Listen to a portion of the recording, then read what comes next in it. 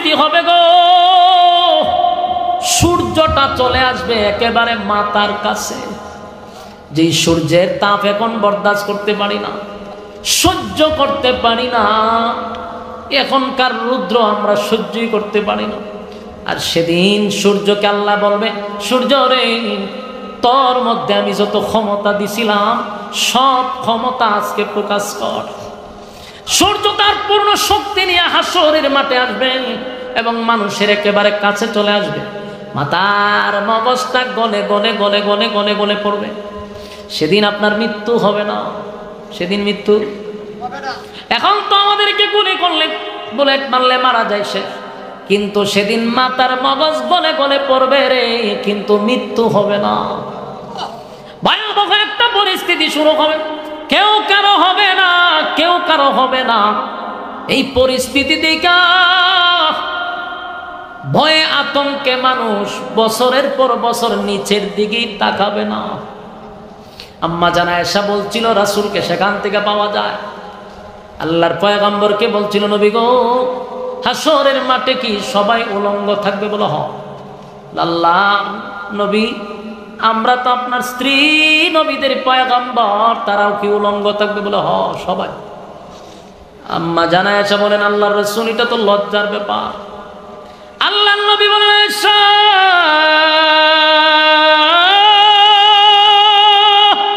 এমন একটা মাঠ যেই মাঠে লজ্জা নাই, তুমি তোমার লজ্জাস্থান তো দূরের কথা, কেউ কারো লজ্জাস্থানে তাকাবে না বছরের পর বছর। এই যে এইভাবে তাকাইব, ভয় আতঙ্কে নিচেই তাকাইব, আর অন্যরা দেখার সময় নিজের জানেন তো, ইয়া রাব্বি নফসি নফসি। ভয়াবহ পরিস্থিতি হবে।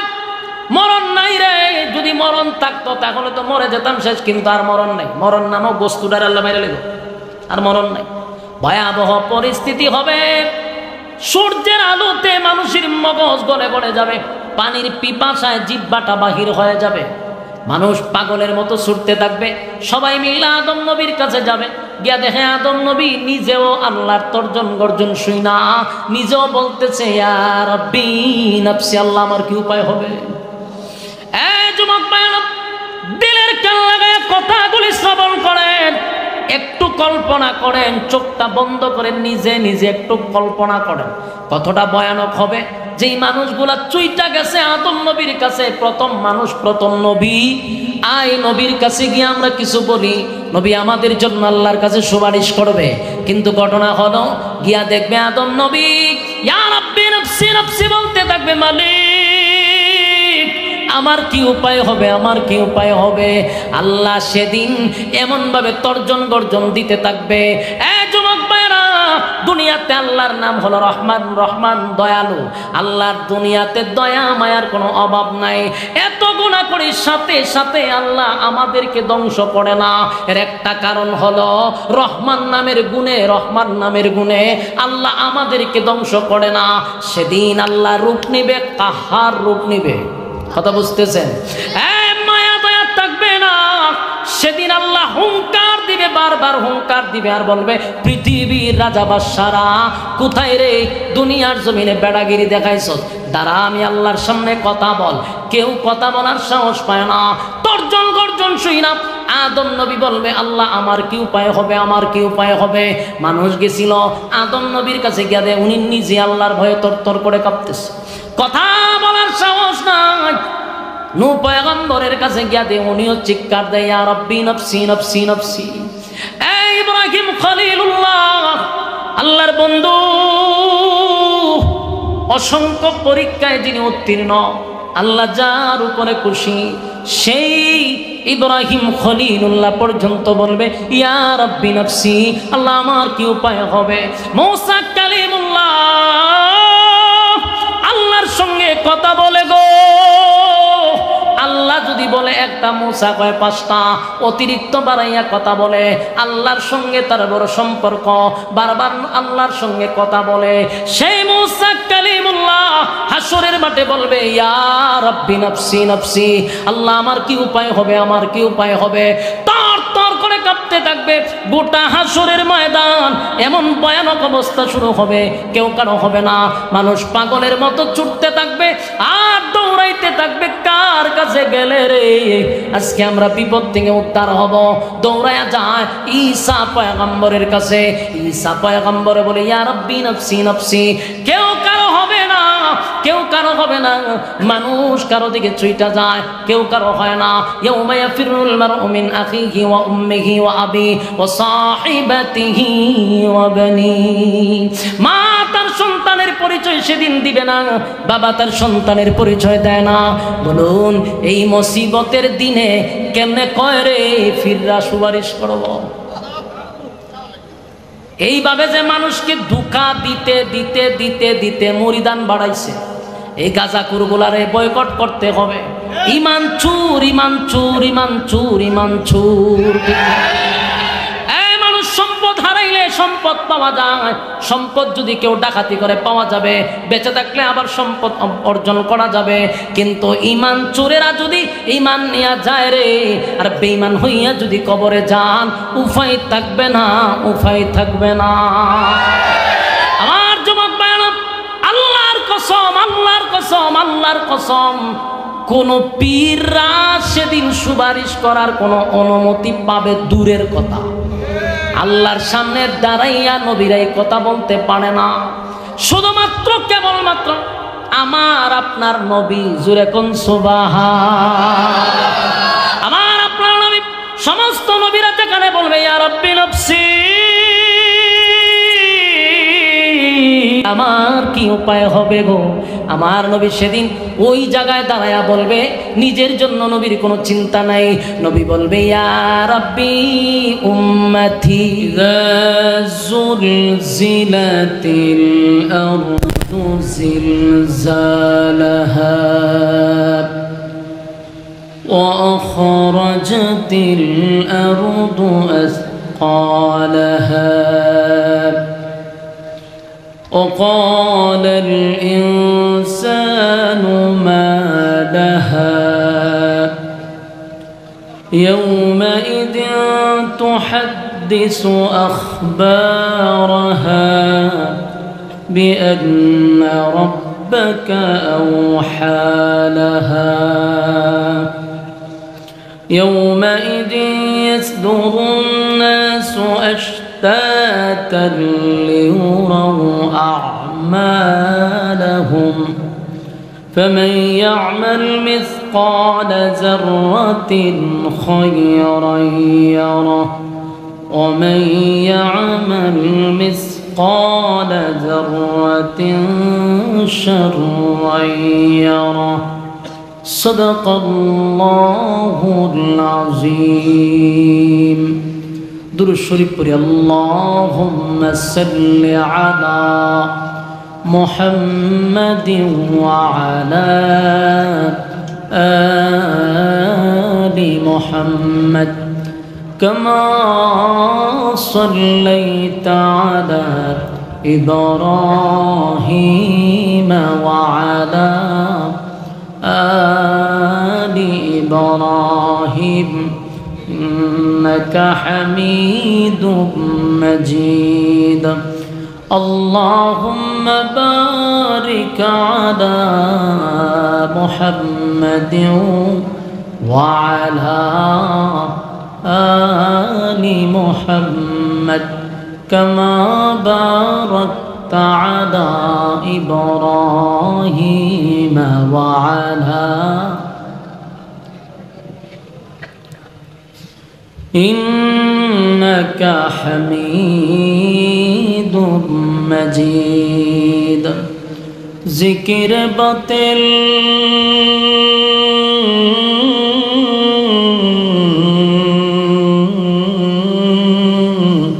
को हटा दे दिल से रब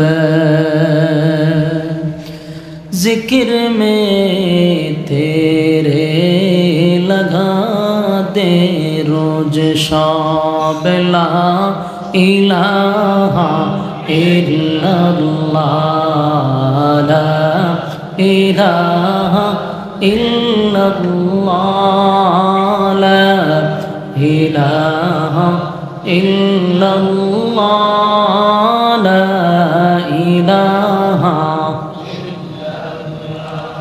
লা ইলাহা ইল্লাল্লাহ লা ইলাহা লা ইলাহা ইল্লাল্লাহ মুহাম্মাদুর রাসূলুল্লাহ সাল্লাল্লাহু আলাইহি ওয়াসাল্লাম।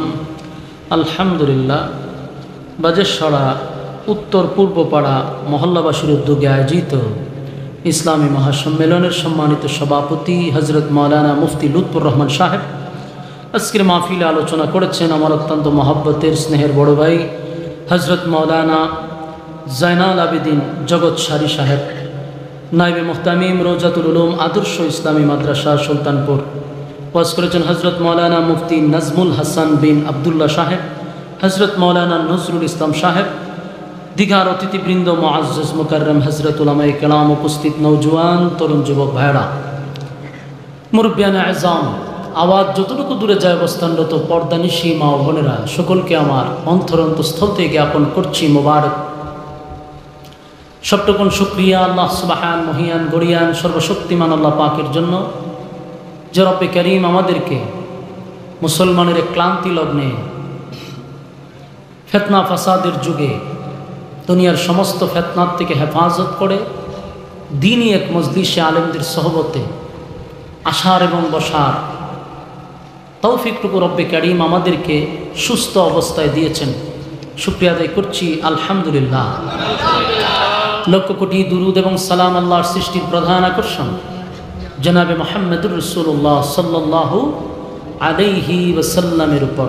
সম্মানিত সুধী, দীর্ঘক্ষণ সময় ধরে আপনারা বসে আছেন, আপনাদের ধারণাটা যেন আমার প্রতি খারাপ না হয় এই জন্য আমি বলছি, আপনাদের পোস্টারে আমার নামের পিছনে লেখা বয়ান বাদ এশা। অনেক মানুষ হয়তো বা এশার থেকে অপেক্ষা করতেছেন, কিন্তু আমার যে ভাই দাওয়াত দিছেন আপনাদের এই মসজিদের ইমাম সাহেব ভাইজানকেও বলছি যে আমি বয়ান করব আপনার এখানে 10:30টায়। উনি ভুলে দিছেন না, যারা পোস্টার করছে তারা নাকি ভুল করছে, দিছে বাদ এশা। যাই হোক, এরপরে ভাইজান বলছে 10টার ভিতরে আসতেই হবে। আমি পাগলের মতো আসছি, বাঙ্গা সাঙ্গা রাস্তা দিয়া এমনভাবে আসছি যে অ্যাক্সিডেন্ট হওয়ার সম্ভাবনা, কিন্তু আয়সা আমার বসতে হইলে 11টা পর্যন্ত, 10টার আগে আসছে। এও উঠলাম কয়টা, 11:15। তো লাভ হইল কি? আপনারা যেন ধারণা আমার প্রতি খারাপ না হয় যে হুজুরের কথা কাজের কোনো মিল নাই, আইলো হয়ে আসারের পরে আইসে 11:30। এই জন্য আমি বলতে বাধ্য হয়েছি। কোনো রাগ গুসা আছে? এরপরও সবচেয়ে বড় কথা হলো, এত রাত পর্যন্ত অপেক্ষা নিয়ে আপনারা মৌমাছির মতো বসে আছেন, আরামের ঘুম হারাম করছেন, সবচেয়ে নিম্নমানের বিছানায় আপনারা বসছেন, সকলের বাড়িতে দামি বিছানা আছে, এরপরও এখানে বসছেন। এটা যদি রাজনৈতিক মঞ্চ হইত তাহলে এখানে যারা বসছেন কেউ এই নিম্নমানের বিছানায় বসতে চাইতো না। সবাই বলতো আমাদেরকে চেয়ারে বসাতে হবে। চেয়ার না দিলে যারা চেয়ারে বসছে আর চেয়ারও ভাঙা টেঙা সব পুরা করে নিত, ঠিক নেই? যেটা আমরা দেখি নেতাদের বিভিন্ন জনসভায়। কিন্তু এখানে কাউকে বলা লাগে না যে আপনারা নিচে বসেন, অটোমেটিকলি মানুষ নিচে বসে গেছে। সমস্ত অহংকারকে নিচে রেখে আপনারা উদারতার পরিচয় দিয়ে নর্মাল বিছানায় বসছেন, তাও প্রচণ্ড গরম। কমিটি আপনাদের জন্য সুন্দর ব্যবস্থাপনা করছে, যদিও ফ্যান যারা মাঝখানে বসেছেন একটু বাতাস পাইতেছেন। এরপরও এইভাবে একজনের সাথে আরেকজন লাইগা বসলে শরীরের তাপেও শরীর হিট হয়। আল্লাহ রাব্বুল আলামিন আপনাদের এই মেহনতকে, এই কোরবানিকে আল্লাহ দুনিয়া আখিরাতের জন্য কবুল করুক, আমিন। সম্মানিত সুধী, রাস্তাঘাটে দোকান পাটে যেই সমস্ত ভাইয়েরা অনর্থক অকারণে নিষ্প্রয়োজনে বেহুদা সময় নষ্ট করতেছেন, বিনয়ের সাথে বলবো ফ্যান্ডেলে চলে আসুন। অনেক মানুষ রাস্তাঘাটে দেখলাম ঘর থেকে বাহির হয়েছে মাহফিলের উদ্দেশ্যে, মা বাবাও বাচ্চাদের মাথায় টুপি টাপি দিয়া সুন্দর করে বিদায় করছে, যাও ওয়াজ শূন্য আসো। কিন্তু হে অত বড় নাফরমান, মা বাপের কাছে ওয়াদা দিয়ে আসছে মাহফিলে যাইব, কিন্তু আয়াত দুগানা আড্ডা মারে, হয় না মজা খায়, গল্প করে, আড্ডা মারে, মোবাইল টিপে, এইটা কইরা বয়ানের শেষে বাড়িতে যাবো, ওয়াজ শুনেছি। মা বাবা তুমি মাশাল্লাহ আমার ভোলা ওয়াজ শুনেছে, কিন্তু হে যে আকাম কুকাম করে গেছে এটা তার জানে না। আমার প্রশ্ন হইল, আজরাইল যদি আমাদের জান কবজ আগামীকালকে না করে, মানে আমরা যদি বাচ্চা থাকি, এই আড্ডা মারার সুযোগ আছে না নাই? ওমা বাচ্চা থাকলে আপনি মারতেন না? আমার যেটা অভ্যাস, যেটা খাসলত, প্রতিদিন আড্ডা মারা, সময় অপচয় করা, এটা আপনার নিয়মিত, আপনার এটা আপনার অভ্যাস, এটা তো কালকেও করতে পারবেন যদি আপনারা আজরাইলে না ধরে। যেহেতু বাচ্চা আছেন, তাহলে আজকে মাহফিলটাতে বসে যান। কেন? আগামীতে বাচ্চা থাকলেও কালকে বসতে পারবেন না। মাহফিলটা কি কালকে হইব? তাহলে বাচ্চা থাকলে মাহফিলে বসতে পারবেন না, বাচ্চা থাকলে গল্প করতে পারবেন, আড্ডা মারতে পারবেন। তাহলে আজকের জন্য সমস্ত আড্ডা গল্প বাদ দিয়া এই দ্বীনি মজলিসে আমরা বসে যাই। যতক্ষণ বসা থাকবেন, নাজালাত আলাইহিমুস সাকিনা, উপর থেকে সাকিনা রহমত নাজিল হবে। যতক্ষণ প্যান্ডেলের ভিতরে থাকবেন গুনাহ হবে না, এটাই সম্ভব। প্যান্ডেলের বাহিরে গেলে গুনাহ হবে, এটাই সম্ভব। তাহলে কি বুঝাইল? গুনাহমুক্ত পরিবেশে আমরা বসছি। আলহামদুলিল্লাহ কি বাড়ি দিয়ে হবে? জাহানোজাটা কইবার এটা হয়ে নেবেন। আমরা গুনাহমুক্ত পরিবেশে বসছি, যেখানে বসলে কোনো গুনাহ হবে না, এবং ফেরেশতাদের একটা মজলিসে বসছি, আলেমদের সহবতে বসছি। প্রত্যেকটা মানুষের সাথে শয়তান থাকে, এটা জানেন না আপনারা? ও মা কথা কনা দি, প্রতিটা মানুষের সাথে শয়তান আছে। আপনার সাথে যদি থাকে 10টা, তাহলে জগৎ সারি সাহেবের সাথে আছে 20টা, আমার সাথে আছে 5টা বেশি হইতে পারে, কারণ যে যত বেশি বড় তার সাথে শয়তানও বেশি থাকে। ওমা কথা কানে দি হুজুর কেড়ে, কারণ আপনাদের সাথে যদি একটা থাকে তাহলে বুঝবেন আমরা সাথে 10টা আছে, তাহলে আপনার থেকে আমার সাথে শয়তান বেশি কেড়ে, এটার একটা কারণ আছে। তো আপনার সাথে যে শয়তানটা থাকে এটা একটা, এই এক শয়তানে আপনারা রাস্তা খাড়া করে মোতায় এলায়। বাস্তব কইছি না অবাস্তব? আপনারা আওয়াজে বোঝা যায় আমি আপনার রূপে অপবাদ দিতেছি। এক শয়তানে রাস্তা খাড়া করে মোতায় দেয়, এর মুতে ধরছে খারিয়া মুত্যা দিতেছে, কিন্তু শয়তান একটা। হুজুরের সাথে যে 20টা আছে, অথবা জগৎ সারি সাহেবের কাছে ধরেন না 20টা শয়তানি আছে, আরো 100টা যোগ করলো ওনারা খাড়া করে মোতাইতে পারবো? তখন বুঝছেন নি কেরা আপনার সাথে কম তাই, আমার সাথে বেশি তাই। 1000 শয়তান মিললেও একজন আলেমরে খাড়া করে মোতানো সম্ভব না, যদিও বেশি তাই কিন্তু পারে না। আর তাকে আপনার সাথে একটা, কিন্তু না ছায়ালায়। বাস্তব বললাম না বাস্তব? এই জন্য এখানে যে বসছেন, শয়তান প্রত্যেকের সাথে আছে, কিন্তু এখানে যে বসছেন এখন শয়তান লিখেছে এই মজলিসে তো শয়তান বসতে পারবে না, দ্বীনি মজলিসে শয়তান বসতে পারে না। তাহলে আপনার সাথে যে শয়তানটা রেখে গেছে গা, কথা হয় না? গেছে না, গেছে না, আছে। কই আছে জানেন? প্যান্ডেলের বাইরে। প্যান্ডেলের বাইরে চতুর্দিক দিয়ে আপনার দিকে ছায়া রয়েছে, কারণ সে তো আপনার খান্দ থাকে, আপনার তুই আছে দাঁড়ায় রয়েছে, আর মুডেও ভালো লাগতেছে না। বলুন ভালো লাগতেছে? শয়তানের মন খুব খারাপ যে আমি 24 ঘন্টা আর গারো সোয়ার করি, আমারে তুই এমন একটা মজলিসে বসছে, এটার ভিতরে ঢুকতে পারি না, বইতে পারি না। এই জন্য প্যান্ডেলের বাইরে সব শয়তানকে খারাপ। এই জন্য যারা প্যান্ডেলের বাইরে যায় এটির ফিকে বর করে লাগে। কথা বুঝতেছে? আপনারও তো বর করতে পারতেছে না, তখন প্যান্ডেলের বাইরে যেটি যায়, এর খান্দ তো যেটা আছে এইটা আছে, আপনার খান্দে আমার খান্দে সব গিয়ার খান্দ বয়, তখন দেখবেন দুদি লড়ে শয়তানের লারা সারা কইরা দেখবেন প্যান্ডেলের বাইরে লয়ে গেছে। এই জন্য প্যান্ডেলের বাইরে যদি কেউ যায় আর আপনারা এখন উঠেন, তাহলে বুঝবেন সমস্যা আছে। এই যে প্যান্ডেলের বাইরে যে দাঁড়ায় রয়েছে শয়তান, ছায়া দেখে, আমি তো কইছি কিছু আছে, দাঁড়ায় যে রয়েছে, তখন আপনি শরীর তার বর করতে পারতেছে না। অনেক খাসটা কিতা এখান থেকে রিমোটে আপনারা কন্ট্রোল করে, আপনার দিলের সাথে কালেকশন না, এখান থেকে কন্ট্রোল করতেছে, ভিতরে ওসুয়াশা তৈরি করতেছে যে ওঠ, খালি এমনি ওয়া শুরু এমনি করছে, ওঠ একটা টান দিয়াই, যারা টানের অভ্যাস ভিতরে এটা দেখায়, আয় একটা টান দিয়ে আয় পড়বে হুজুরে তাহলে শুরু না করছে। আর যারা চা খাইবার অভ্যাস এরা হেডে টানাইব, ফানের অভ্যাস ফানে টানবো। বুঝবেন যখনই ভিতরে আপনার এগুলা চলতেছে, বুঝবেন যে আপনার উপরে বর করার সম্ভাবনা আছে। যে উঠবেন বর করে গেছে, কথা হয় না? এখন আপনারা যে ঠিক কইছেন, যদি কেউ ফ্যান্ডেল দিয়ে উঠেন তো মানছে আপনার কাছে থাকবো যে বর করে লেছে, কথা হয় না? উঠবেন যে মাসাল্লাহ উঠতেন তো মানছে তামসা দেখবো আপনার কাছে যে মাসাল্লাহ তাইলে বর করছে, কারণ বর করলেই হ্যাঁ উঠবো, এই জন্য উঠার কোনো সুযোগ নাই। আচ্ছা, কারা কারা উঠবেন না এই নিয়তে হাত তুলেন দিকে লই। আমি কিন্তু সব দেখি একটা আট টাটা মাটা তুলেন, যারা তুলতো না বুঝবো এর উপরে বর করে নিছে, হাত তুলেন বলে ইনশাআল্লাহ মোনাজাত পর্যন্ত আমরা যাওয়া যাবি নাই, ইনশাআল্লাহ ওয়াদা। হাত তুলছেনই সবাই। হ্যাঁ, আরেকটা ফেসে করছেন, ওয়াদা বর খেলাপ করা কিসের খাসলত? হ্যাঁ জোরে খানা। এখন যে আপনি উঠতে যাইবেন কিতা হইয়া যাইবেন, তা আপনি যাইবেন আমি স্লোগান দেবো কেটা যায় রে, সবাই কইবেন মুনাফিক যায়, মান সম্মান থাকবো নি, কথা কেনা? মান সম্মান বাঁচানোর জন্য আপনাকে বসে থাকতে হবে, কথা হন ঠিক নেই? আর যদি কোনো জোর আমার ইজ্জত নেই, আমি একটা বেজ্জিতের লোক, তো আপনার সাথে কোনো ওয়াজ নাই, জানগা আছেন তো ইনশাল্লাহ? আল্লাহ কবুল করুক, আমিন। সম্মানিত সুধী, আমরা কথা না বলি, আমি আপনাদের সামনে কোরআনের 99 নম্বর সূরা, এই সূরাটা কমপ্লিট আপনাদের সামনে আমি তেলাওয়াত করছি। সূরাটার নাম হইল ভূমিকম্প। বলুন সূরাটার নাম কি? বাংলা অর্থ হইল ভূমিকম্পের সূরা, আর সূরাটার নাম হলো সূরা জিলজাল।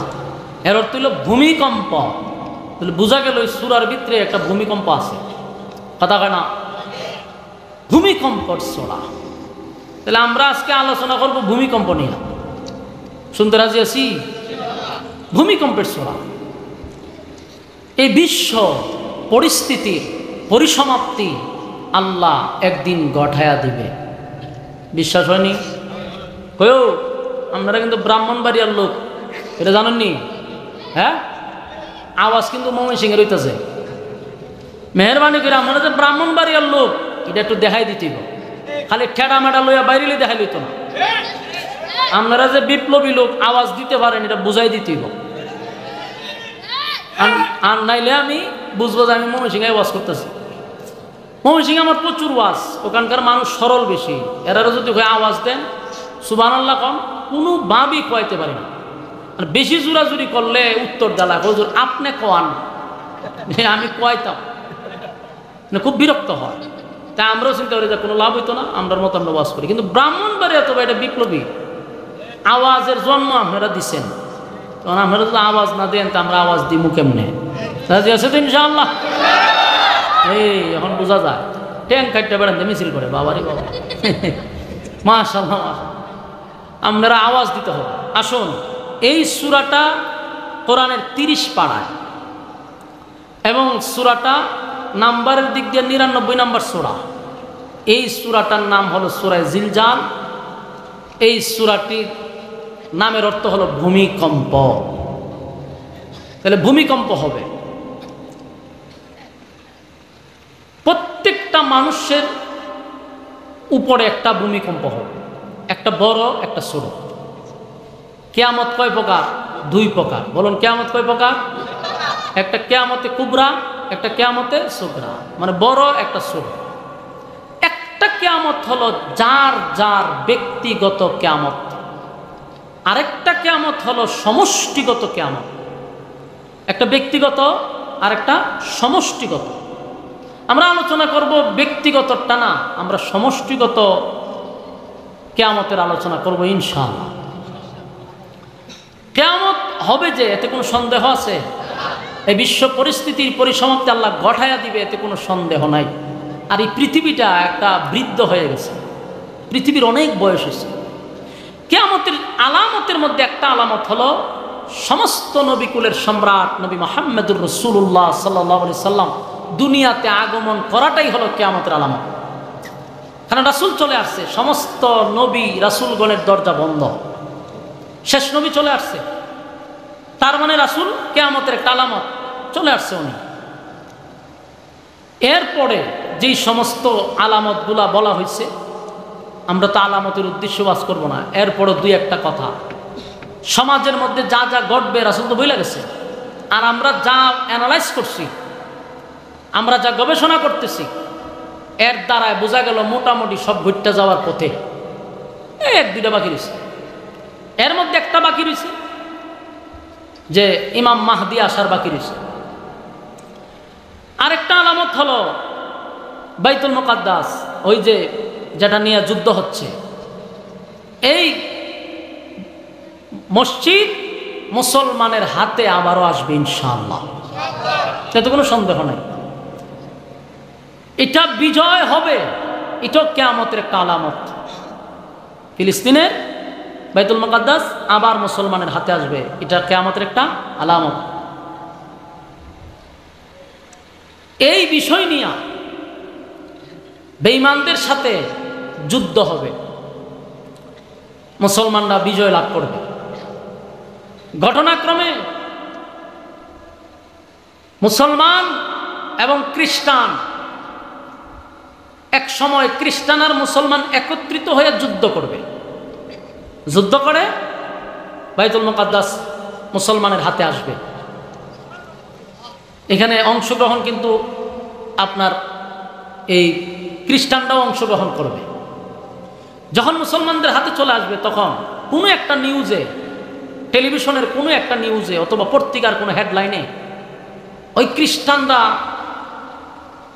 প্রচুরভাবে এটা প্রসার করবে যে শোনো, মানে মিডিয়ার মাধ্যমে, সোশ্যাল মিডিয়ার মাধ্যমে অথবা গণমাধ্যমের, কথা কয় কাটা রে, এটার ধর বর করলি, সেটার উপরে এটার বর করছে, বর না করলে কেন কথা কয় কাটা। মুসলমান এবং খ্রিস্টানদের যুদ্ধ করার পরে কি হবে? মুসলমান বিজয় হবে, ফিলিস্তিন এই বাইতুল মুকাদ্দাস মুসলমানের হাতে আসবে।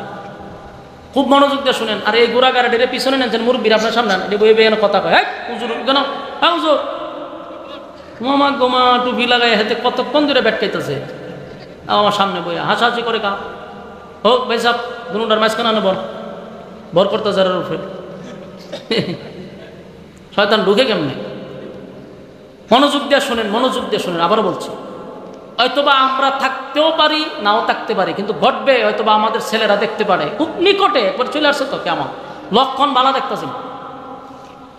যখন বিজয় হবে মুসলমানরা, তখন খ্রিস্টানরা এরা ঢালাওভাবে এটা প্রচার করবে মিডিয়াতে, টেলিভিশনে দেখবেন খালি নিউজ আসতেছে, ঘন ঘন পত্রিকার হেডলাইনে আসতেছে যে বাইতুল মুকাদ্দাস আমরা বাইবেল দিয়া বিজয় করছি। কথা বুঝতেছেন? যে বাইতুল মুকাদ্দাস বিজয় হয়েছে আমাদের কারণে, আমরা বিজয় করছি।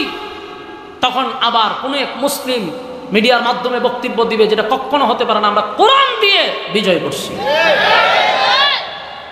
এই দুই বক্তব্য চলতে থাকবে, চলতে থাকবে, পাল্টা পাল্টি চলতে চলতে আর একটা যুদ্ধের মতো তৈরি হয়ে যাবে। তখন হইল কি? তখন গোটা বিশ্বের সব মুসলমানরা এক হয়ে যাবে, আর বিশ্বের সব বেঈমানরা এক হয়ে যাবে। শুরু হবে তৃতীয় বিশ্বযুদ্ধ। এখন কয় নম্বরের যুদ্ধ গেছে? দ্বিতীয়টা দেখছেন না? আমরা দেখছি না, বলতে পারি না, শুনছি। তৃতীয় বিশ্বযুদ্ধ শুরু হবে এই কেন্দ্র করে মুসলমানকে নিয়ে। তখন যুদ্ধ হইব কি দিয়া? আপনারা টেনা লইয়া পারমাণবিক অস্ত্র শুরু হয়ে যাবো, এক একটা বোম মারবো, একটা দেশ শেষ করে নেব। শুরু হবে বিভিন্ন যাদের অস্ত্র আছে, এইভাবে শুরু হবে যুদ্ধ, বিশাল যুদ্ধ হইয়া এমন ভাবে পরাজিত হবে মুসলমানরা, যা অতীতে এত পরাজিত মুসলমান হয় নাই। নাউযুবিল্লাহ, ইন্না লিল্লাহ। মুসলমানরা কি হবে? পরাজিত হবে, মায়ের খাবে। লক্ষ লক্ষ, হাজার হাজার, কোটির দ্বার প্রান্তে মানুষ মারা যাবে। পরাজিত হবে মুসলমানরা সেই যুদ্ধে। বেঈমানরা সব তারা বিজয়ের পতাকা উড়াবে, মুসলমানরা পরাজিত হবে। এই পরাজিত যখন এমনভাবে হবে, তখনই আল্লাহর পক্ষ থেকে যে ঘোষণা, ইমাম মাহদি আলাইহিস সালাতু ওয়াস সালাম নামবে। উনি যখন দুনিয়াতে আগমন করবে, আগমন করার পরে এটা এইভাবে না, এখন যেমন মিডিয়ার মাধ্যমে সব দেখি, আমরা তখন বাংলাদেশে থেকেও বিভিন্ন জায়গা থেকেও ইমাম মাহদিরে দেখতে পারবো। মিডিয়ার মাধ্যমে প্রকাশিত হবে ইমাম মাহদি। ইমাম মাহদি আসার পরে দেখবে মুসলমানের অবস্থা তো ভয়াবহ। ইমাম মাহদি আলাইহিস সালাতু ওয়াস সালাম উনি আসার পরে তখন উনি একটা ভাষণ দিবে জাতির উদ্দেশ্যে, সেটাও হয়তো বা সোশ্যাল মিডিয়ার মাধ্যমেই হবে। জাতির উদ্দেশ্যে উনি এমন ভাষণ দিবে, এই ভাষণ শুনে পৃথিবীর সব দেশের মুসলমানরা ওনার এই ভাষণের উপরে, ওনার এই বক্তব্যের উপরে সবাই একমত হবে। আলহামদুলিল্লাহ হইতেন না? তখন সুন্নি ওয়াহাবি থাকবে না। এখন যে বুতাগতি চলতেছে না, এই যে আমি দুরূদ শরীফ পড়লাম, দুরূদ ইব্রাহিম, আপনারা কিন্তু আওয়াজ দিচ্ছেন না, পড়ছেন না। যদি আল্লাহুম্মা হয়ে ঠান্ডা দিতাম তো দেখতেন পুরো এলাকা গরম হয়ে গেছে। কথা ঠিক নেই? হ্যাঁ, তখন এই ওয়াহাবি সুন্নি নিয়ে আর কোনো দ্বন্দ্ব থাকবে না। কে সুন্নি, কে ওয়াহাবি, কে আহলে হাদিস, কে কি, কোনো ভেদাভেদ নাই। তখন সবাই সমস্ত কিছু বাদ দিয়া ইমাম মাহদির সাথে হাত মিলাবে। সুবহানাল্লাহ। তখন আর কেউ হইতো না যে রে তুই সুন্নি তুই ওয়াহাবি না, তখন সব এক কাতারে চলে আসবে। ইমাম মাহদি আলাইহিস সালাতু ওয়াস সালাম উনি সারা বিশ্বের মানুষ এই ভাষণ শুনে সবাই ওনার সাথে একমত হবে। উনি আসার পরে একটা বাহিনী গঠন করবে, সেই বাহিনী গঠন করে যুদ্ধের প্রশিক্ষণ দিবে, অস্ত্র চালানোর প্রশিক্ষণ দিবে। তখন তার তরবারি দিয়ে যুদ্ধ হইতো না, এখনকার তরবারি যুদ্ধের দিন আছে, এখন সব উফরে দিয়ে মারে। প্রেক্ষাপট অনুযায়ী যুদ্ধ চলবে। তখন ট্রেনিং দিবে, বিভিন্ন দেশের মুসলমানরা এক হয়ে যাবে। ইমাম মাহদি তখন এই যুদ্ধ শুরু করবে। যুদ্ধ হবে মাত্র 4 দিন। বলুন যুদ্ধ হবে কয়দিন? 4 দিন যুদ্ধ হবে। প্রথম দিন যেদিন ইমাম মাহদি যুদ্ধ অংশগ্রহণ করবে, মনে করেন একটা এমনি বলতেছি শুধু বুঝার জন্য, মনে করেন 100 জন লোক লয়ে গেল। 100 জন তার থাকবে না, লক্ষাধিকও থাকতে পারে, কিন্তু 100 জনের মধ্যে প্রায় 85% মতো লোক শাহাদাত বরণ করবে। এখানে আরেকটা বিষয় আসছে, এই জায়গায় আরেকটা বিষয় আসছে যে প্রথম দিন প্রায় 85% লোক পলায়া যাবে, মানে মুনাফিকি করবে। আমার কথা বুঝতেছেন? যুদ্ধের জন্য তারা প্রস্তুতি নিছে ঠিক, কিন্তু অংশগ্রহণ করার সময় পলায়া চলে যাবে। আল্লাহর রাসূল ভবিষ্যৎবাণী দিছে, যারা ওই ইমাম মাহদির সঙ্গে যুদ্ধে অংশগ্রহণ করার কথা বলে পলায় আসছে, এদেরকে আল্লাহ কখনো মাফ করবে না। আমার কথা আপনারা বুঝতে যান, এদেরকে আল্লাহ মাফ করবে। পরের দিন আবার ইমাম মাহদি আলাইহিস সালাতু ওয়াস সালাম লোক নিয়ে আবার যুদ্ধে অংশগ্রহণ করবে।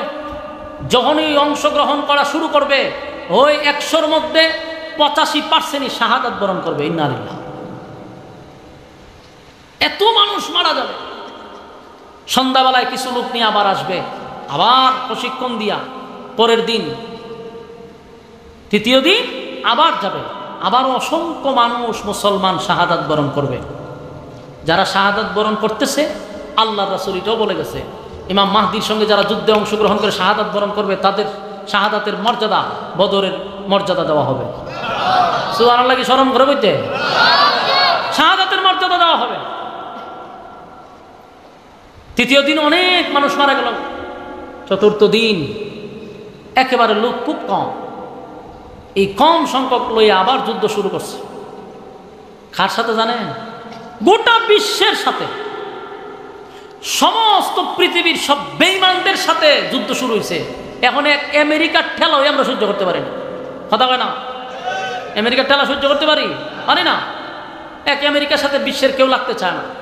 আর সেই সময় ইমাম মাহদির নেতৃত্বে গোটা পৃথিবীর সব বেঈমান, রাশিয়া বলেন, এরপরে আমেরিকা বলেন, চীন জাপান বলেন, ভারত বলেন, সব বেঈমানরা একজোটে মুসলমানদেরকে শেষ করার জন্য যুদ্ধ শুরু করবে।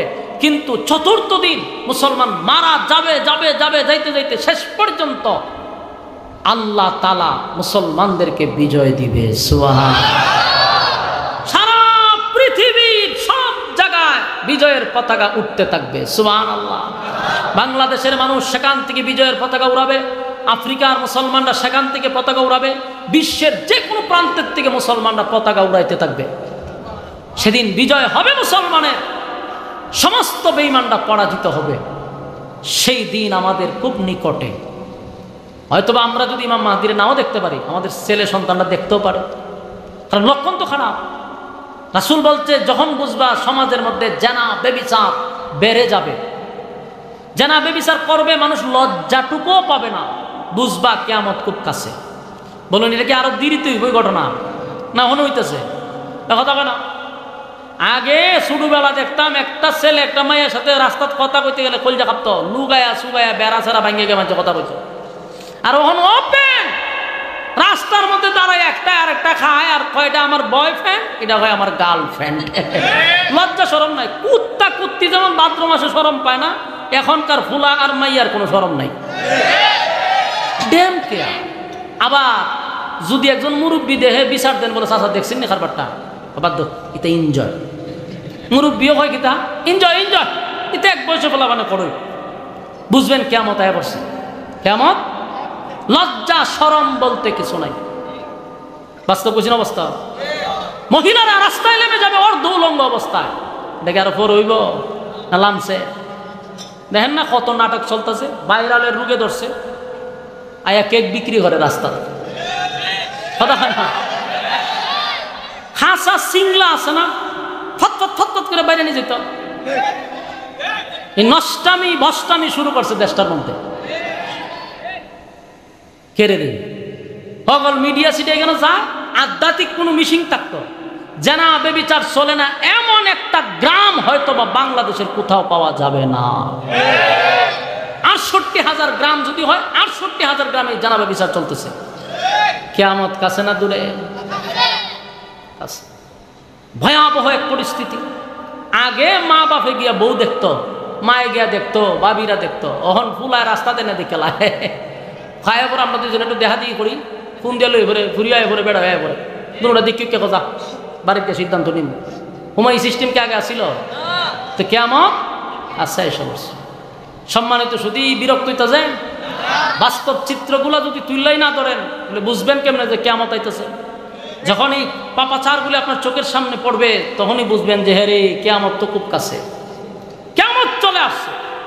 ভয়াবহ এক পরিস্থিতি হবে। আল্লাহ কয় যখন জমিনে পাপাচার শুরু হয়ে যাবে, এই যে ইমাম মাহদী আলাইহিস সালাম যখন বিজয় হবে তখন গোটা পৃথিবীতে ইসলামের জয় হবে, খুব সুন্দর চলবে। এরপরে দাঁত জ্বালাইব, দাঁত জ্বালাইয়া ধ্বংস করবো ঈসা আলাইহিস সালাম। এরপরে ইয়াজুজ মাজুজ তো সবাই। এরপরে ৪০ বছর পর্যন্ত দেশের মধ্যে এত শান্তি হবে, গোটা পৃথিবীতে সব জায়গায় ইসলাম, সব জায়গায় ইসলাম, শান্তি জান্নাতি পরিবেশ থাকবে। এরপরে আবার শুরু হবে নোংরামি, এত নোংরামি শুরু হবে আল্লাহ বলনেওয়ালা আর থাকবে না। তখন আল্লাহ হইব যে আমি এই জমিন খম্বক্তের জন্য রাখছি না, আল্লাহ বলনেওয়ালাদের জন্য জমিন টিকায় রাখছিলাম। আল্লাহ বলনেওয়ালা যেহেতু নাই, আল্লাহ বলবে ইসরাফিল বাঁশি বাজা, দিব বাঁশি বাজায়া। এই আল্লাহ বলে ইযা যুলজিলাতিল আরদু জিলজালাহা, জমিনের মধ্যে একটা ভূমিকম্প শুরু হবে। কোন রাওয়ায়াতে আসছে 2 বার, কোন জায়গায় আসছে 3 বার, মানে ফু দে দিব সিঙ্গা। এটাকে আরবিতে বলা হয় সুর।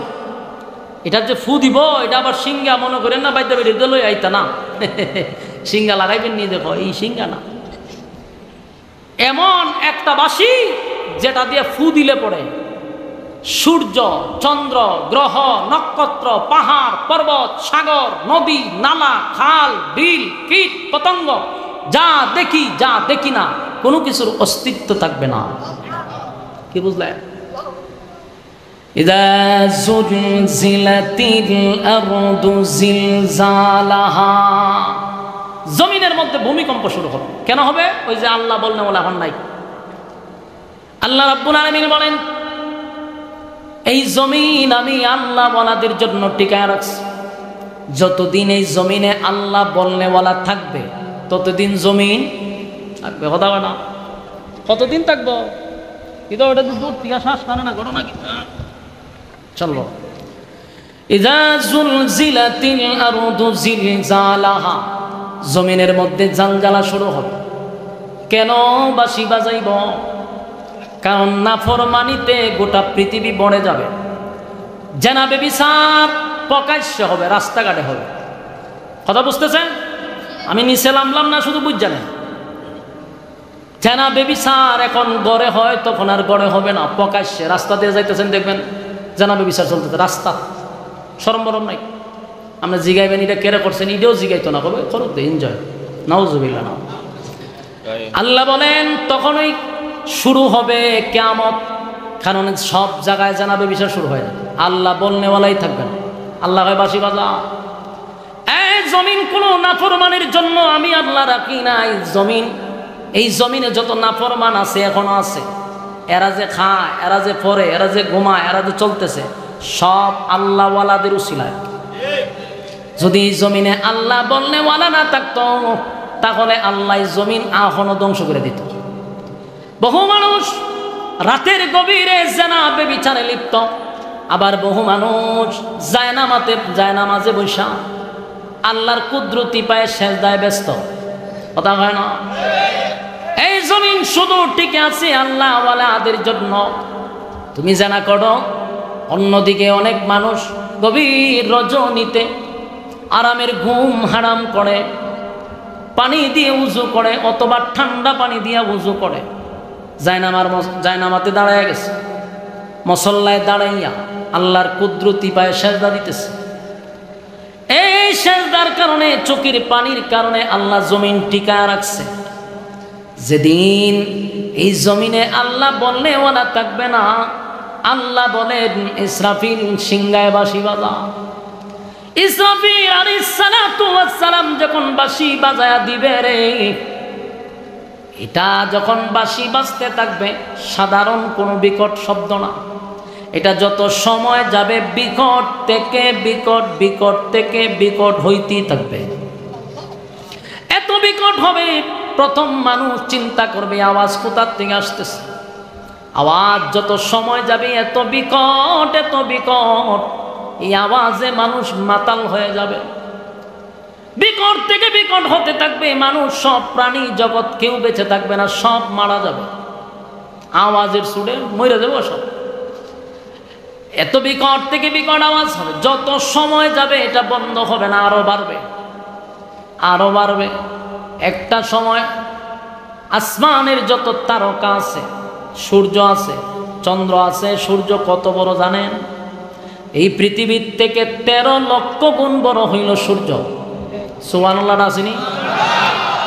এই পৃথিবীর থেকে 13 লক্ষ গুণ বড় যদি সূর্য হয় রে, আমি জানতে চাই সূর্যটা যদি পড়ে এই জমিন তুকায়া পাওয়া যাব?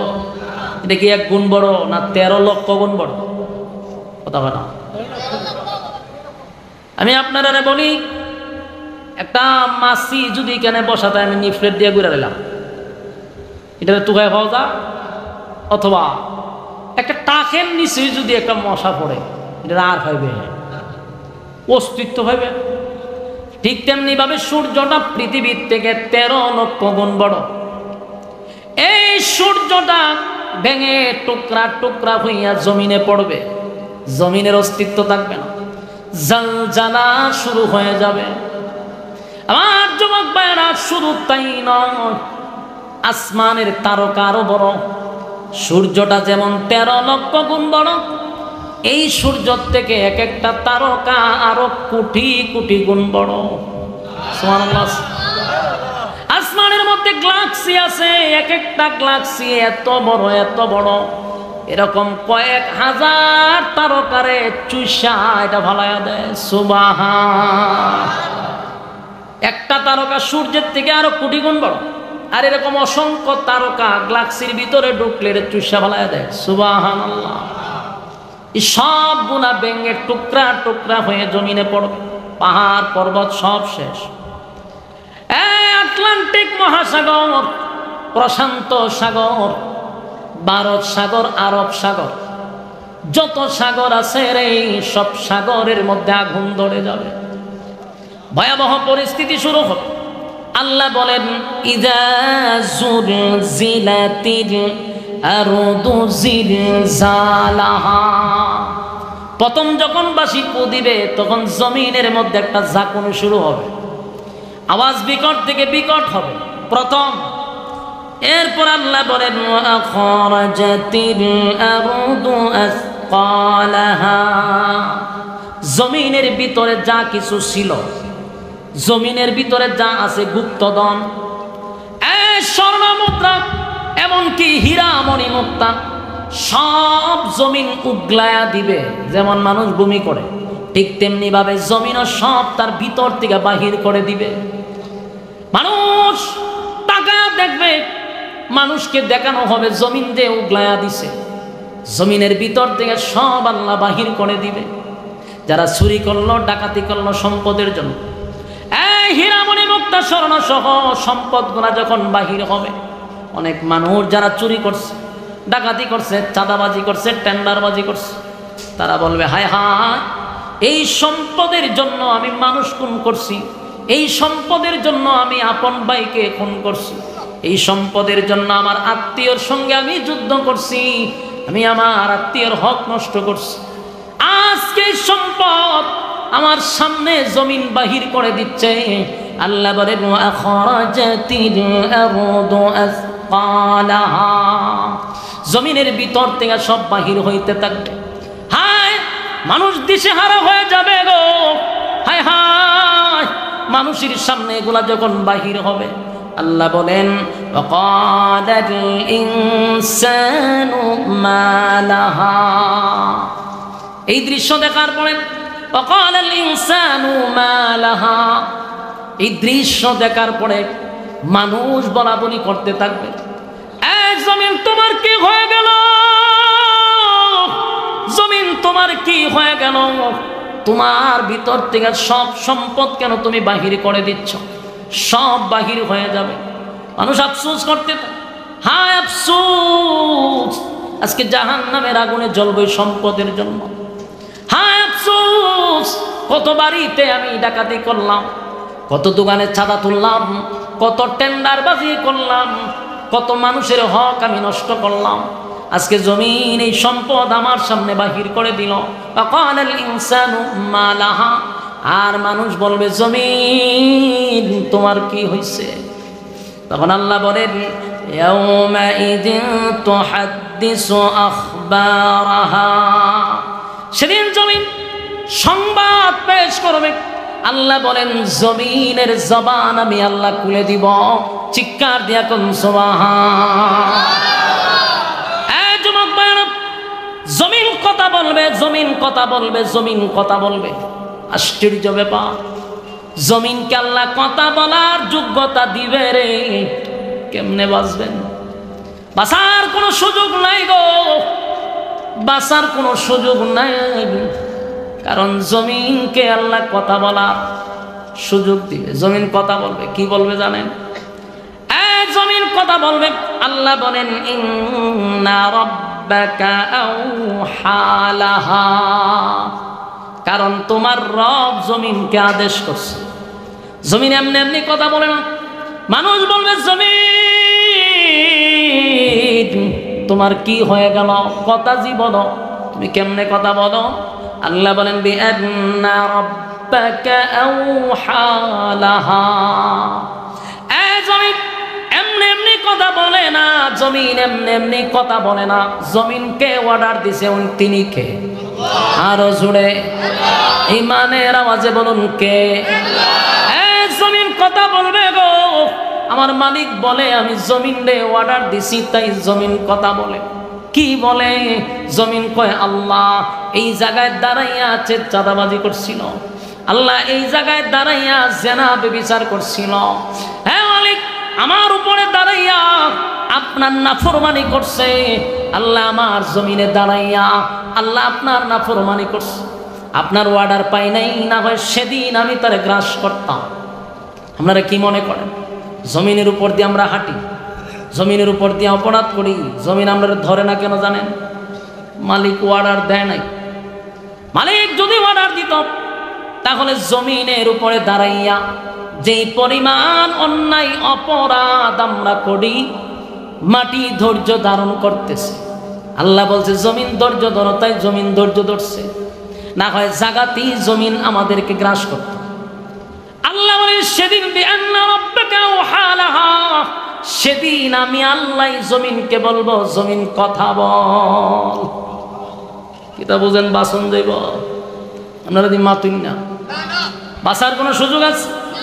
আমার যুবক ভাইয়েরা, আজকে দুনিয়ার জমিনে অপরাধ করলে জেলখানায় যাওয়ার পরে 8টা খুন করে, জুরা খুন কইরা, অপরাধ কইরাও মানুষ জামিন পায়।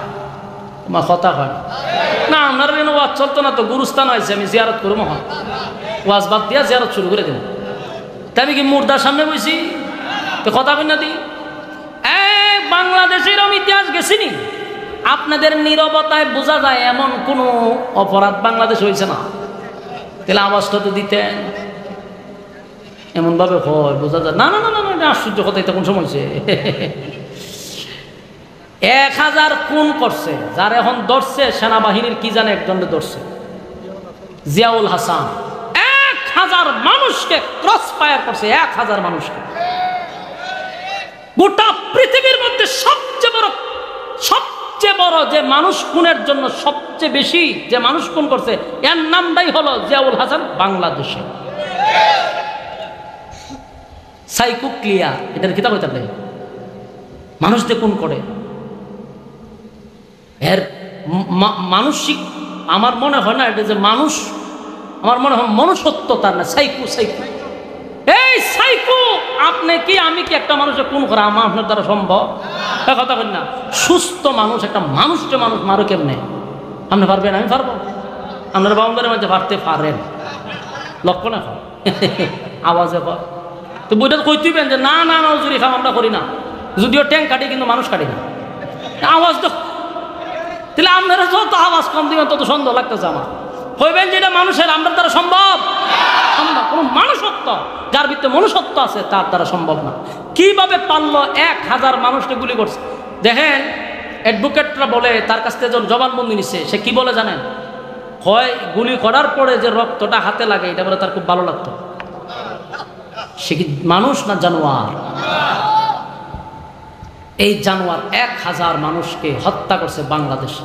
যদি ফ্যাসিস্ট না যাইত তাহলে তার সম্মান কত উপরে। সে যে কোন করছে এটা কি সরকার তার ধরছে? মানে সরকারের অধীনে থেকে কাজটা করছে। সর্বনাশ সর্বনাশ। তাহলে বাংলাদেশে জুরা কোন পরে আপনার ডাবল কোন ওই রজাবিন ফায় পাইছিনি অতীতে। পরে মাহবুদ আল্লাহ এই কথাটা এরা জুড়ে করে, মাইকের আওয়াজ কি প্যান্ডেলে যায়নি? আল্লাহ কি আপনার জবান বন্ধ করে দিছে? দিমুনে দোয়া করে একটা যাবে বন্ধ হইয়া, তাহলে আওয়াজ দেন। এইরকম হয়েছিনি 100টা কোন করো জামিন কিভাবে পায়?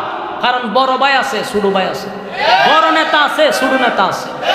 ফোন দিছে এটা আমার লোক, ছেড়ে দিছে।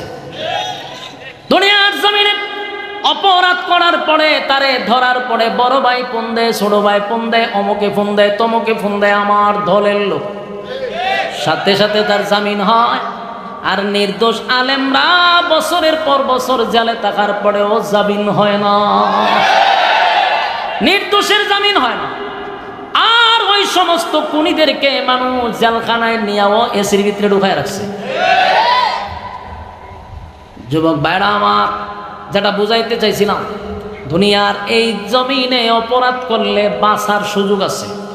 বড় ভাই ছোট ভাই আছে, বাঁচন যায়। কিন্তু যদি আল্লাহর আদালতে আমি আপনি ধরা পড়ি, বাঁচাইবার কেউ আছে? উপায় নাই। দুনিয়ার আদালতে যদি ধরা পড়ি তাহলে বাঁচার সুযোগ আছে রে।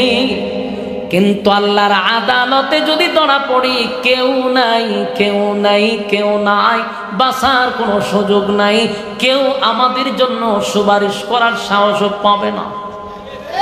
এই কথাটা আমার না, আল্লাহ নিজে বলছেন, ইয়াউমা ইয়াফিরুল মারউ মিন আখিহি ওয়া উম্মিহি ওয়া আবি ওয়া সাহিবাতিহি ওয়া বানি। আল্লাহ বলেন, মা তার সন্তানের পরিচয় দিবে না, বাবা তার সন্তানের পরিচয় দিবে না। এই বালা করে শুনেন, আশিকে রাসূল চতুর্দিকে সব আশিকে রাসূল বয়ে রয়েছে, মনোযোগ দিয়ে শুনবেন। আল্লাহ বলেন, মা তার সন্তানের পরিচয় দেয় না। বাবা বলবে আমি বিয়াই বসি করি নাই, সন্তান বাবার কাছে গেলে বলবে আমি বিয়ে করছি না, মাও বলবে আমি চিনি না। কেন জানেননি? যদি সন্তান আমার কাছে একটা নেকি চায় তাহলে আমি কোথা থেকে রে একটা নেকি দিব? তাই মা সন্তানকে ভালো করে চিনার পরেও বলবে আমি চিনি না। এখন আমার এই আয়াতের অর্থ বলেন, আল্লাহ কি কইছে? উম্মিহি ওয়া আবি, মা এবং বাবা কেউ কারো হবে না। কথা হয় না দি? তাহলে মার থেকে কি মাসির আদর বেশি? যেই সমস্ত পীরেরা বলে হাসরের মাঠে আমরা আছি, হয়নি? আল্লাহ কত ভিডিও দেখামো আপনারা, রে প্রমাণ চান আমি দেখামো বইয়া। ডাইরেক্ট কয় হাসরের মাঠে সুপারিশের জন্য টেনশন নাই, আমরা আছি। ডাইরেক্ট কয়। এখন প্রশ্ন হলো, আল্লাহ কোরআনে বলতেছে মা বাবা পর্যন্ত সন্তান কেউ অস্বীকার করবে, আর তুই ডিম খাওয়া, ছাগল খাওয়া, গরু খাওয়া ফির হয় তোর সুপারিশ করে। এরকম আশ্বাস দিয়া গ্রামের সরল সোজা মানুষকে মরিদ কইরা ঘরের ভিতরে আর কোনো মুরগ রাখছে না, ছাগলও রাখছে না, সব খাই দিছে। এদেরকে বোঝায় টেনশন করিস না। আমি জানতে চাই ফির রে তোরে জাল্লা ইচ্ছা মতে বাইরে বতি হয়ে যাবি। মুরিদরে যদি বাইরায় খাঁচা খঞ্চি দিয়া, তে ফির রে বাইরে জুতা দিয়া কথা কেন? যুবক বায়ন, কথাগুলি একটু দিলের কান লাগায় শুনেন। যদি কথার মধ্যে আপনার দলিল না থাকে সেই কথা গ্রহণ করবেন না। আল্লাহ নিজে বলছে কেউ কারো হবে না। এমন আরেকটা কথা শুনেন, আমার ডাইনে বামে উলামায়ে কেরাম বসা, একটা কথাও আমার মন গড়া না। আল্লাহ বলেন, আল্লাহ নবী নিজে সাহাবায়ে কেরামদেরকে বলছে শোনো, আদম থেকে নিয়া ঈসা রূহুল্লাহ পর্যন্ত সমস্ত নবী রাসূল আমাদের আকীদা অনুযায়ী মাসুম। কথা হয় না? আমাদের আকীদা হলো সমস্ত নবীরা মাসুম, তাদের কোনো গুনাহ নাই। নবীদের গুনাহ আছে? নবীদের কোনো গুনাহ নাই। নবীরা মাসুম, নবীরা সারা। আর যারা আছে একেবারে আব্দুল কাদের জিলানী সহ, একেবারে সাহাবায়ে কেরাম সহ, তাদের গুনাহ আছে না নাই? নবীর আর গুনাহ নাই, মাসুম। আর ফির তো বহু পরে সাহাবায়ে কেরাম যারা দুনিয়াতে জান্নাতের সার্টিফিকেট পাইছে, এরারও গুনাহ ছিল। নবীর আর শুধু গুনাহ নাই। সে আদম আলাইহিস সালাতু ওয়াস সালাম থেকে লইয়া ঈসা রূহুল্লাহ পর্যন্ত সমস্ত নবী রাসূল মাসুম হওয়া সত্ত্বেও আল্লাহর এই তর্জন গর্জন দেখা সমস্ত নবীরা বলবে ইয়া রাব্বি নফসি।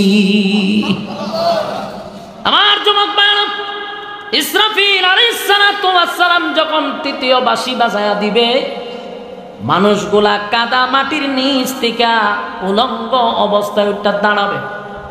কথা বুঝতেছেন? যে আল্লাহ প্রথমবার আমাদেরকে সৃষ্টি করলো, সেই মালিক দ্বিতীয়বার আবার পুনরায় আমাদেরকে জীবিত করবে। কথা হয় না দি? সেদিন ইসরাফিলের সিংহার ফুকের আওয়াজে দ্বিতীয়বার সিংহায় ফুক দিলে মাটির নিচ থেকে, কাদা মাটির নিচ থেকে উলঙ্গ অবস্থায় মানুষগুলা আবার দাঁড়াবে। দাঁড়ানোর পরে মানুষ ছুটতে থাকবে হাসরের মাঠে। সেদিন হাসরের মাঠে একটা তর্জন গর্জন হবে, ভয়াবহ পরিস্থিতি হবে গো। সূর্যটা চলে আসবে একেবারে মাথার কাছে, যেই সূর্যের তাপ এখন বরদাস্ত করতে পারি না, সহ্য করতে পারি না। এখনকার রৌদ্র আমরা সহ্যই করতে পারি না। আর সেদিন সূর্যকে আল্লাহ বলবে, সূর্য রে, তোর মধ্যে আমি যত ক্ষমতা দিছিলাম সব ক্ষমতা আজকে প্রকাশ কর। সূর্য তার পূর্ণ শক্তি নিয়ে হাসরের মাঠে আসবে এবং মানুষের একেবারে কাছে চলে আসবে। মাথার মগজটা গলে গলে গলে গলে গলে গলে পড়বে। সেদিন আপনার মৃত্যু হবে না, সেদিন মৃত্যু হবে না। এখন তো আমাদেরকে গুলি করলে, বুলেট মারলে মারা যায় সে, কিন্তু সেদিন মাথার মগজ গলে গলে পড়বে রে, কিন্তু মৃত্যু হবে না। ভয়াবহ একটা পরিস্থিতি শুরু হবে, কেউ কারো হবে না, কেউ কারো হবে না। এই পরিস্থিতি দেখা ভয়ে আতঙ্কে মানুষ বছরের পর বছর নিচের দিকেই তাকাবে না। আম্মা জান আয়েশা বলছিল রাসূলকে সেখান থেকে পাওয়া যায়। আল্লাহর পয়গম্বরকে বলছিল, নবী গো, হাসরের মাঠে কি সবাই উলঙ্গ থাকবে? বলো হ। আল্লাহ নবী, আমরা তো আপনার স্ত্রী নবীদের পয়গম্বর, তারাও কি উলঙ্গ থাকবে? বলে হ, সবাই। আম্মা জানায় আয়েশা বলেন, আল্লাহর রাসূল, এটা তো লজ্জার ব্যাপার। আল্লাহর নবী বলেন, আয়েশা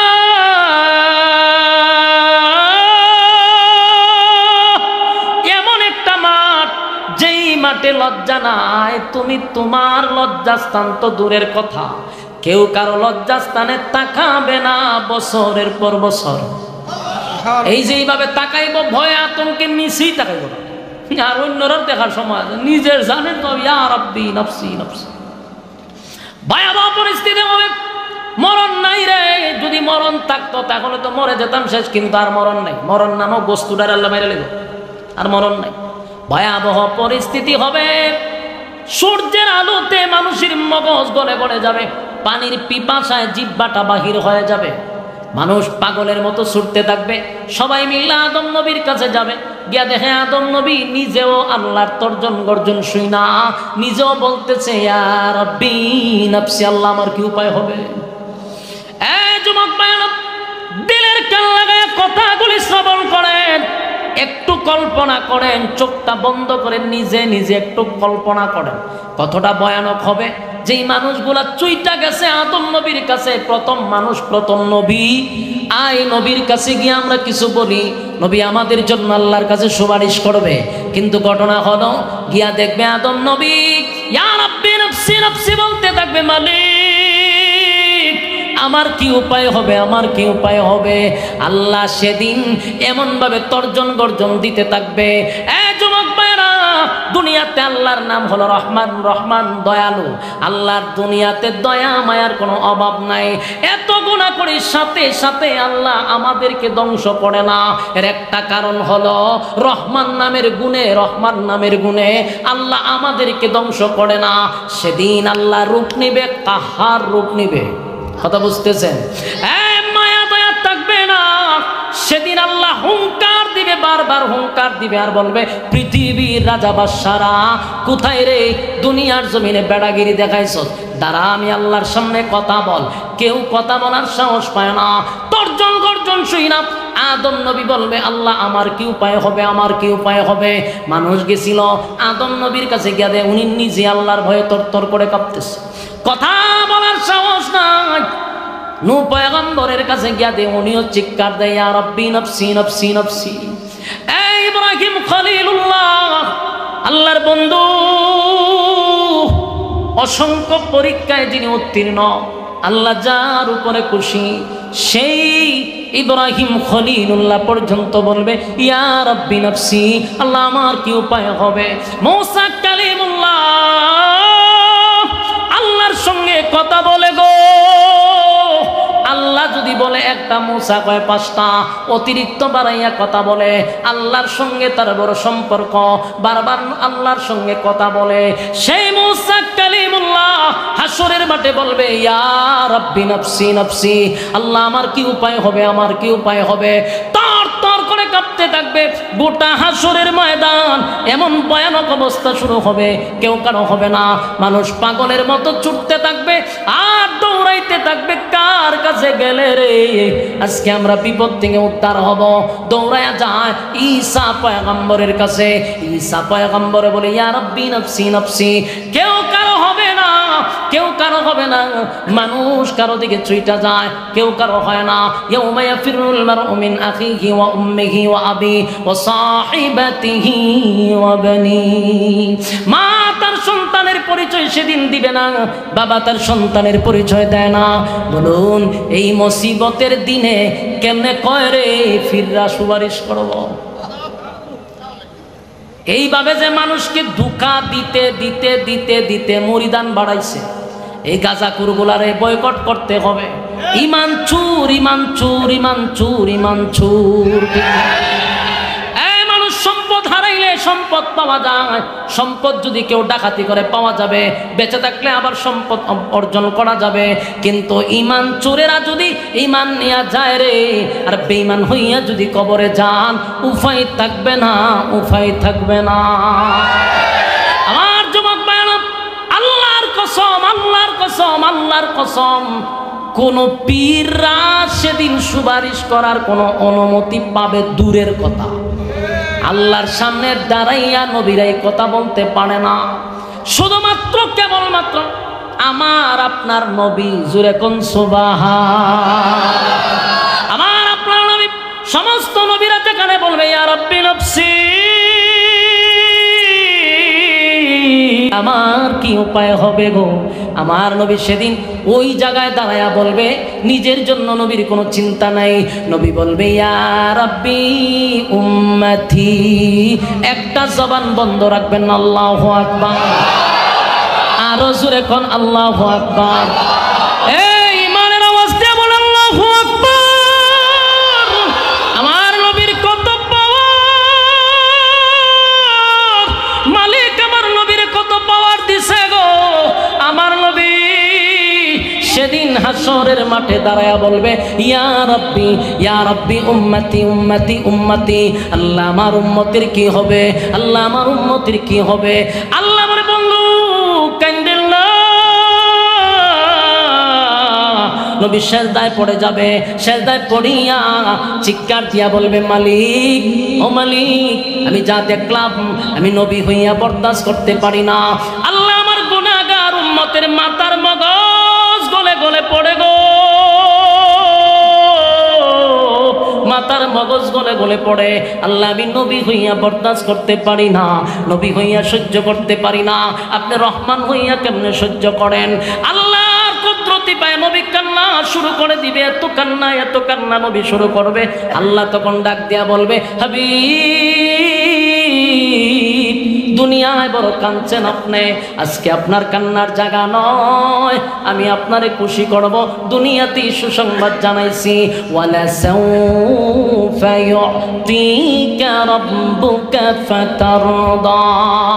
আল্লাহ বলেন যতক্ষণ না পর্যন্ত আপনি খুশি না হবেন, খুশি না হবেন, আমি আল্লাহ আপনাকে দিতেই থাকবো, দিতেই থাকবো, দিতেই থাকবো। জোরে জোরে কোন সুবহান।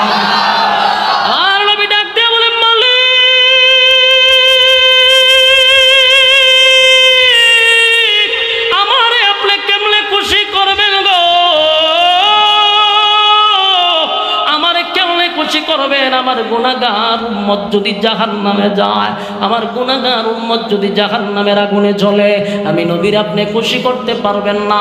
যতক্ষণ না পর্যন্ত উম্মতের ফয়সালা না হবে, ততক্ষণ পর্যন্ত আমি নবী খুশি হব না।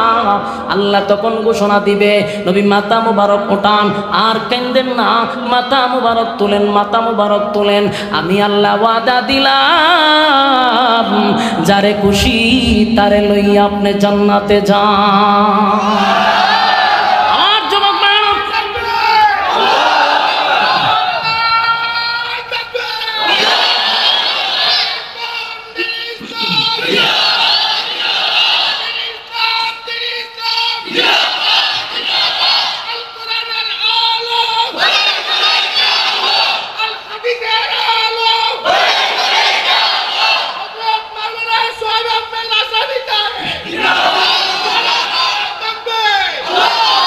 যুবক বাড়া, এখান থেকে আরেকটা ভুল কথা আপনাদেরকে শোনানো হয়।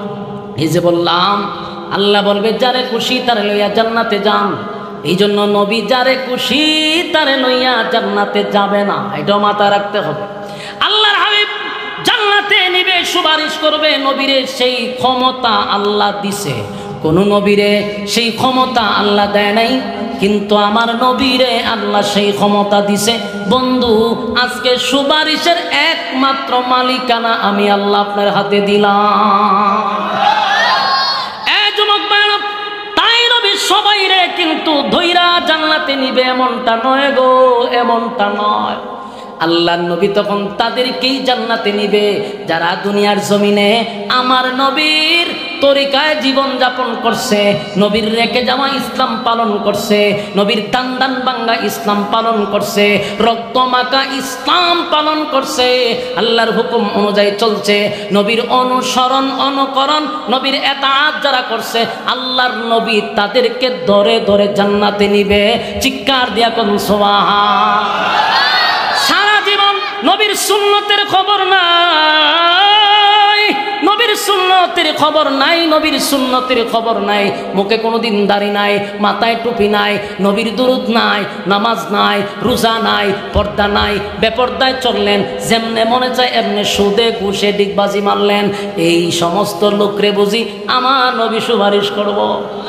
কথা হয় না?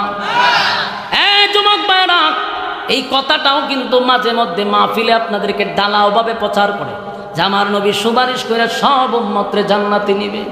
নবীর উম্মত তো সবাই তো নবীর উম্মত, কিন্তু উম্মতের মধ্যে যারা নবীর তরিকায় চলছে, নবীর সুন্নাহ অনুযায়ী জীবন যাপন করছে, নবীর রেখে যাওয়া ইসলাম যারা পালন করছে, এমন লোকদেরকে আমার নবী সুপারিশ করে জান্নাতে নিবে।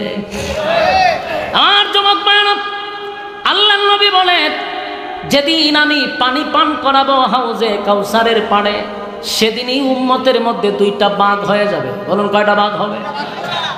এক, হাবিবে কিবরিয়াকে আল্লাহ একটা নিয়ামত দিছে, হাউজে কাউসার। ইন্না আতাইনাকাল কাউসার, আল্লাহ বলেন নিশ্চয়ই আমি আপনাকে কাউসার দান করলাম।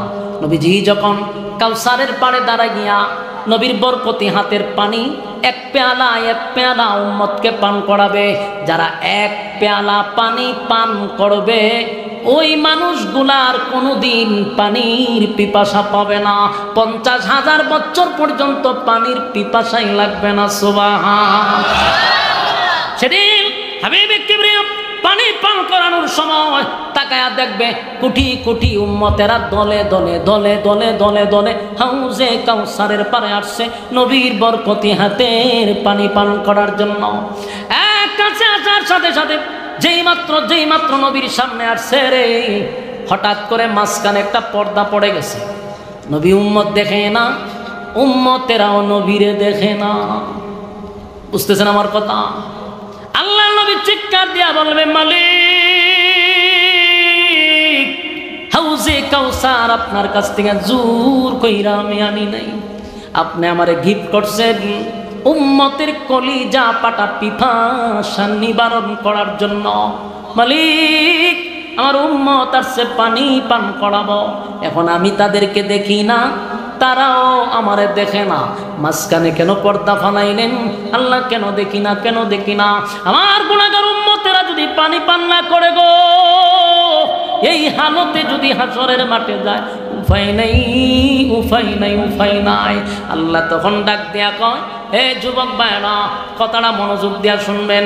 আল্লাহ তখন ডাক দিয়া বলে, পয়গম্বর, যাদেরকে আপনি পানি পান করানোর জন্য পেয়ালা হাতে নিয়ে দাঁড়ায় আছে, এরা আপনার উম্মত, কথা সত্য, কিন্তু আমি মাঝখানে পর্দা ফলাইছি, কেন জানেননি?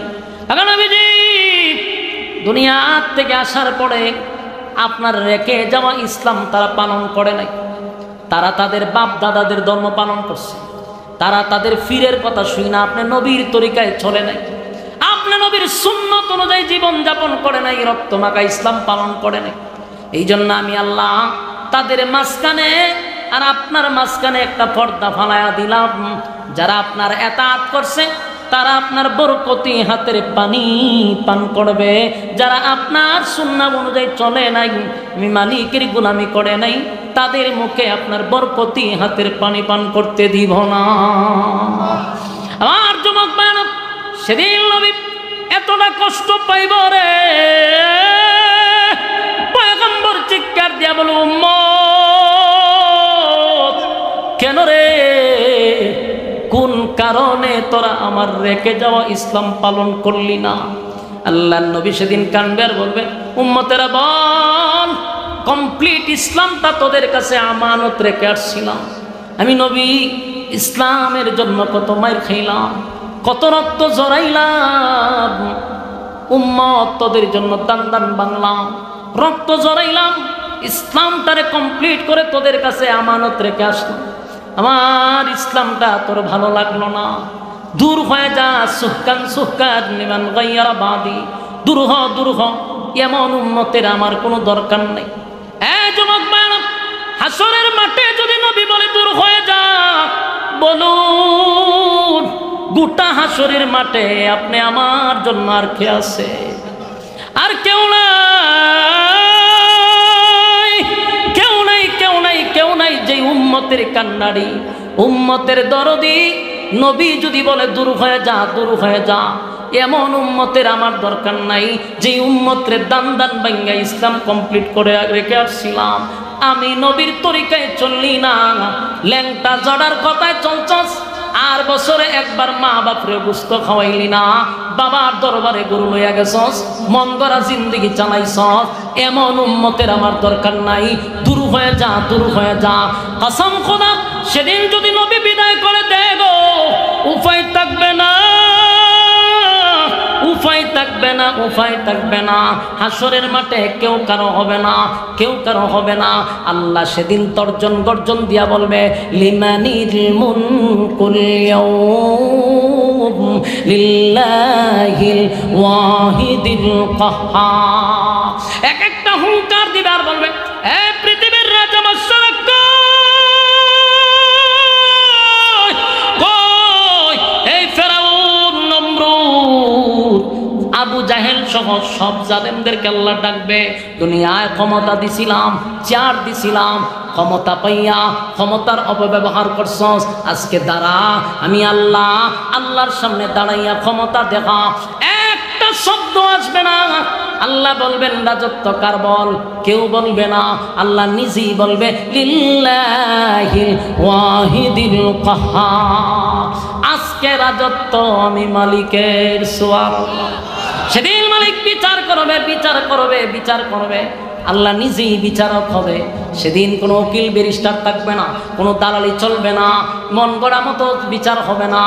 বিচারের মধ্যে যে আমাদের বৈষম্য করা হয়, গরিব মানুষের বিচার এখন পাওয়া যায় না, কথা হয় না, গরিবের বিচার নাই। এর একটা কারণ হলো সমাজে ইনসাফের বিচার হয় না। বাস্তব কইছি না, বাস্তব।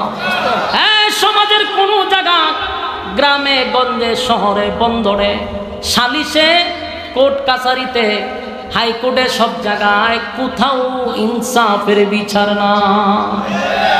যে গরিব তার তো বিচারই নাই, কথা হয় না, গরিব মানুষের বিচার নাই। আল্লাহ কয় হাসরের মাঠে আমি হব ইনসাফওয়ালা বিচারক, কথা হয় না। সমাজে এখন ইনসাফওয়ালা বিচারক আসেনি। বিচারের আগে একটা গল্লিপ সিগারেট, বেনসনের সিগারেট পকেটে ঢুকায় দেয়, আর একটা নোট ঢুকায়া দিলে সাথে সাথে দেখবেন গরিব রে ফাঁসায়া দেয়, ধনী রে বাসায়া দেয়। সত্য না মিথ্যা? সত্য কথা বলে যাই, মন দিয়ে শুনেন সবাই, সত্য কথা বলে যাই, মন দিয়ে শুনেন সবাই। এই সমাজের কোনো কাজে শান্তি তো ভাই মোটে নাই, এই সমাজের কোনো কাজে শান্তি তো ভাই মোটে নাই। সত্য কথা বলে যাই, মন দিয়ে শুনেন সবাই, এই সমাজের কোনো কাজে শান্তি তো ভাই মোটে নাই। অফিস আদালতে বাইরে ঘুষ বিনা চলে না কাম, ঘুষ পাইলে সব সারেরা বলে না সে নয়েল কাম। ওই কথা কইতে, এই যে কথাটি সত্য, এই ঠিকটা পর্যন্ত তারা কইতে রাজি না। সব কি সাদাবাজিতে যুক্ত হয়ে গেছেন নাকি? টেন্ডারবাজির যুগ দিচ্ছেন নি? লক্ষণও তো কই রকম যে আমরা বিরুদ্ধে দিয়ে কথা কইতেছে। আওয়াজ না দিলে বুঝুন তো এই হামলা লক্ষণ খারাপ। বাস্তব কইছি না, বাস্তব। অফিস আদালতে বাইরে ঘুষ বিনা চলে না কাম, ঘুষ পাইলে সব সারেরা বলে না সে নয়েল কাম। ঘুষ না দিলে আদালতে বাইরে, ঘুষ না দিলে আদালতে মেলে না গরিবের ঠাই। এই সমাজের আদালতে গরিব দুঃখীর বিচার নাই, এই সমাজের আদালতে গরিব দুঃখীর বিচার নাই। সত্য কথা বলে যাই, মন দিয়ে শুনেন সবাই, এই সমাজের আদালতে গরিব দুঃখীর বিচার নাই। বাস্তব না বাস্তব? নামদারি কতকে মুসলমান নামাজ রোজা ছাড়িয়া, হাসা বাবার নামে গান গায় ভুলতে বলা বাজাইয়া। নামদারি কতকে মুসলমান নামাজ রোজা ছাড়িয়া, হাসা বাবার নামে গান গায় ভুলতে বলা বাজাইয়া। আরে গঞ্জার কুলকে টান মারিয়া, আবার গঞ্জার কুলকে টান মারিয়া খাজা বাবার শান দেখায়। কেউ ভাই আবার নবী দাবি করে ইমানটা হারা। বাস্তব না বাস্তব? কেউ ভাই আবার নবী দাবি করে ঈমানটা হারায়, সত্য কথা বলে যাই মন দিয়ে শুনেন সবাই, এই সমাজের কোনো কাজে শান্তি তো ভাই কোথাও নাই। বাস্তব বুঝিন অবস্থা। আর যুবক ভাইরা, গ্রামে গঞ্জে শহরে বন্দরে সবটা জায়গায় এখন দুর্নীতি হচ্ছে, বিচার নাই বিচার নাই বিচার নাই। ভালো মানুষটারে দোষী বানাইয়া চার দেওয়ালের ভিতরে বন্দি করে, নির্দোষ মানুষটারে বন্দি করলো, দোষী মানুষটারে চার দেওয়ালের বাহির করলো। বাস্তব না বাস্তব? আল্লাহ বলেন সেদিন আমি ইনসাফের বিচার করব, যেদিন আমি ইনসাফের বিচার করব, শুনে রাখ দুনিয়ার সমস্ত বেইনসাফি বিচারক ধরা পড়বি। কথা বলো, ধরা পড়বেন নি? কেউ বাঁচার সুযোগ আছে? সব কিছু সমস্ত কিছুর যা আকাম কুকাম দিনের কাম রাত্রের কাম করছি, সব কিছুর হিসাব আল্লাহর সামনে দিতে হবে, এতে কোনো সন্দেহ আছে? পাই পাই পাই করে আল্লাহর সামনে হিসাব দিতে হবে, বাঁচার কোনো সুযোগ নাই। বলুন হিসাব দিতেই বা বিশ্বাস কারা কারা করেন? হাত তুলে দেখান। লিল্লাহে তাকবীর, লিল্লাহে তাকবীর। আল্লাহ সবাইকে কথাগুলির উপরে বলনেওয়ালা শুননেওয়ালা উভয়কে সহি সহি আমল করার তৌফিক দান করুক। সকলে বলে আমিন।